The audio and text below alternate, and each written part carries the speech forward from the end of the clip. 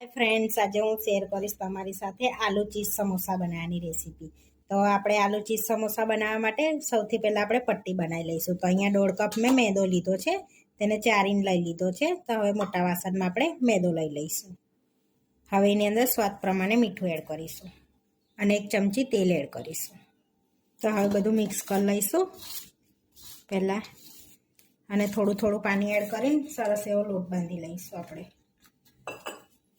તો medium thick લોટ બાંધવાનો છે આપણે, કઠણ નહીં ને ઢીલો નહીં, એ રીતનો આપણે લોટ બાંધી લઈશું.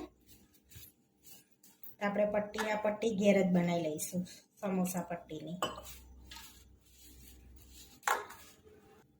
તો આપણે આ રીતનો લોટ બાંધી લીધો છે, આ રીતનો, બહુ કઠણ નહીં ને બહુ ઢીલો નહીં, એ રીતનો.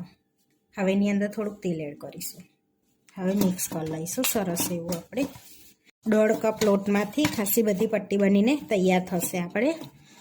તો હવે આપણે લોટ કમ્પ્લીટ મિક્સ થઈ ગયો છે. હવે રેસ્ટ આપીશું એને 10 થી 15 મિનિટ માટે. હવે લોટને રેસ્ટ આપે 10 થી 15 મિનિટ થઈ ગયો છે. હવે આપણે સરસ પલળી ગયો છે લોટ એવો. હવે મિક્સ કરી લઈશું આપણે આ રીતે પહેલાં, અને એક મોટી સાઈઝનો ગુલ્લો કરી લઈશું. આ સાઈઝનો આપણે ગુલ્લો કરી લેવાનો છે. હવે થોડું કટામણ લઈને આપણે વણી લઈશું એને.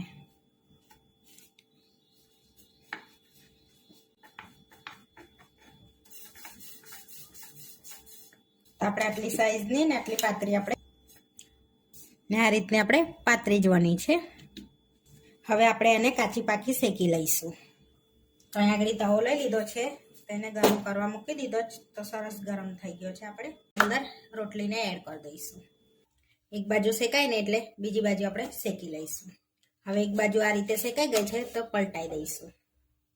હવે આપણે પલટાઈને આ રીતની શેકી લીધી છે. હવે આપણે ઉતારી લઈશું નીચે એને. તો આપણે આ રીતની શેકી લીધી છે. હવે આપણે એને કટ લગાડીશું. તો હવે આપણે કટ લગાડી લેવાના છે આ રીતના. તો આ રીતે કટ લગાડીએ ને તો આપણી પટ્ટી વેસ્ટ ના જાય. તો આ રીતે આપણે બધી રેડી કરી લઈશું. સમોસાની આપણી બધી સમોસા પટ્ટી બનાવીને રેડી કરી દીધી છે.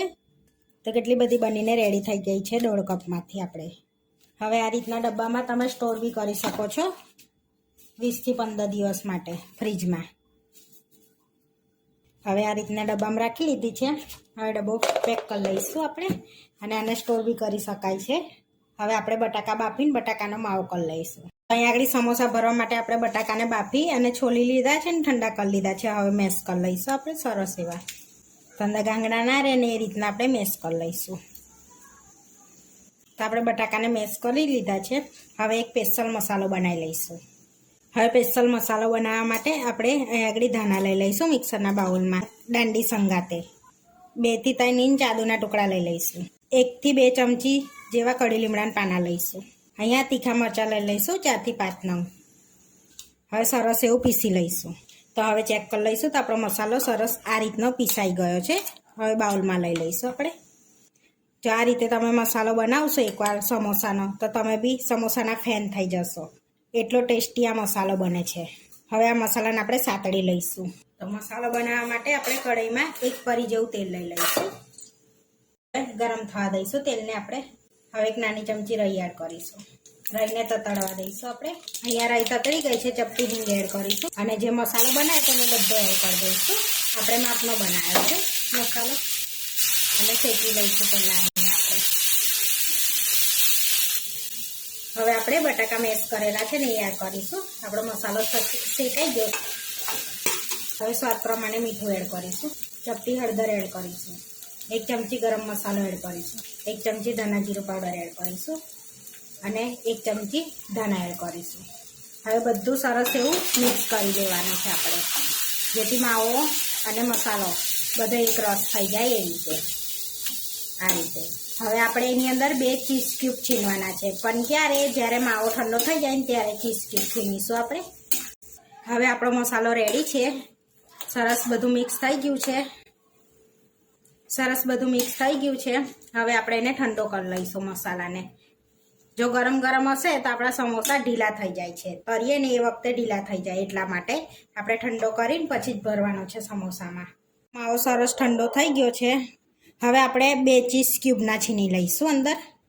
તો આપણે ઠંડુ થયા પછી જ છીનવાના છે.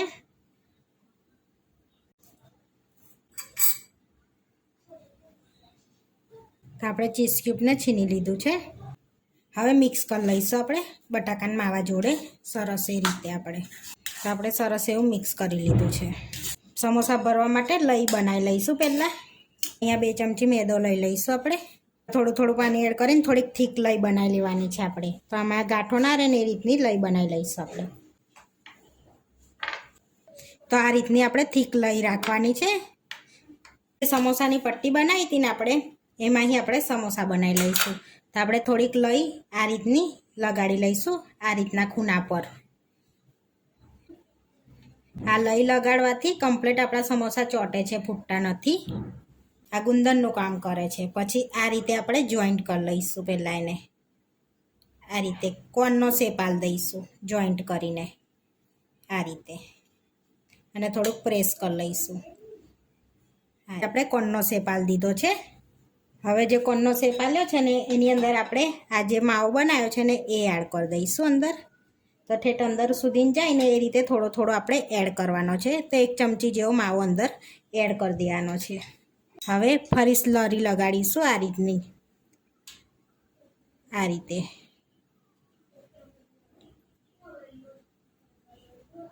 પછી આને આ રીતે બંધ કરી દઈશું અને આને ઉપર લગાડી લઈશું સ્લરી આ રીતે. અને પછી એને સરસ એવા પેક કરી દઈશું આ રીતે. તો આપણો માવો બહાર ના નીકળે એ રીતના આપણે પેક કરી દેવાના. તો આ રીતે આપણે વારી લીધા છે. આ રીતના આપણે બધા રેડી કરી દઈશું સમોસાને ભરીને. હવે આ સમોસા આપણે બધા ભરી દીધા છે. હવે આપણે તરી લઈશું. તો અહીંયા તરવા માટે તેલ લઈ લીધું છે. તો હવે આપણે ચેક કરી લઈશું ગરમ થઈ ગયું છે તેલને એમ. આપણું તેલ સરસ ગરમ થઈ ગયું છે. તો સૌથી પહેલાં આપણે મરચાંને તરી લઈશું. તો આપણા મરચાં સરસ તરાઈ ગયા છે. હવે તેલની તારી પ્લેટમાં લઈ લઈશું આપણે એને. હવે ધીમા તાપે આપણે સમોસાને તરી લઈશું. તો તેલમાં એડ કરી દઈશું. હવે થોડી વાર તરા દઈશું, પછી પલટાઈ લઈશું. હવે આપણે પલટાઈશું એને આ રીતે તરા દઈશું. સરસ ક્રિસ્પી થઈ જાય ને ઉપરનો કળ ત્યાં સુધીને આપણે એને તરા દઈશું. આ રીતનો કલર થાય એટલે આપણે કાઢી લઈશું બહાર. તો આપણા સમોસા સરસ તરાઈ ગયા છે. આ રીતે આપણે બધા સમોસા તરી લીધા છે. હવે આપણે સર્વ કરી લઈશું. તો અહીંયા આપણે પ્લેટમાં સમોસાને લઈ લઈશું. હવે મરચાં લઈ લઈશું. હવે ચટણી લઈ લઈશું આપણે સમોસાની.